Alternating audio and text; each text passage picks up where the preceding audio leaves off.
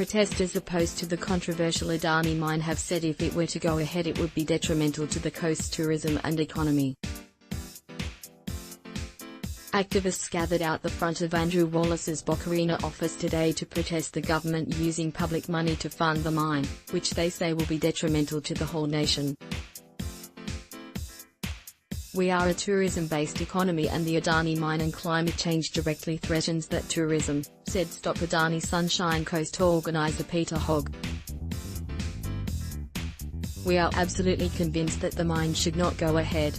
The Carmichael-Coal-Mine, proposed by the multi-billion-dollar Adani Group for central Queensland, has seen protests across Australia for the past few years."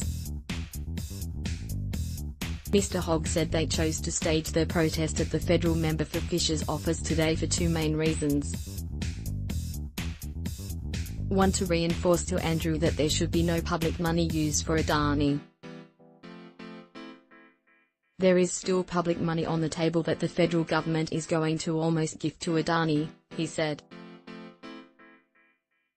"We are also here to convey to Andrew and to his party that we don't support their support of fossil fuels." Mr Hogg said although today's protest was small, there were a number of residents in support of their cause. "In general we have had great support from the Sunshine Coast," he said.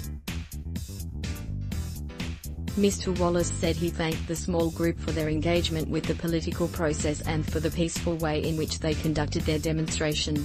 "Though I understand that fewer than 10 protesters attended my office, I have received 203 inquiries in total during my time as a Member of Parliament from local constituents about the Carmichael mine project, so I know that it is an issue which is important to some local residents in Fisher," he said.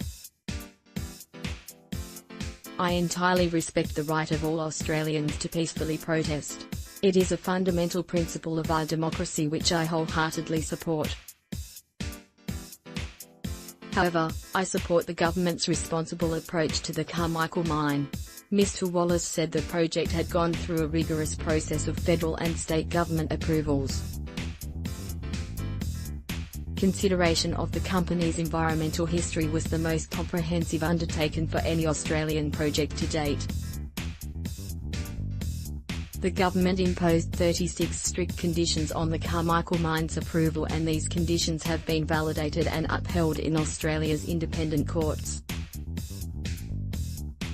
"I support the government's clear position on the Carmichael mine project, and its potential to create jobs and strengthen Queensland's economy for all of us.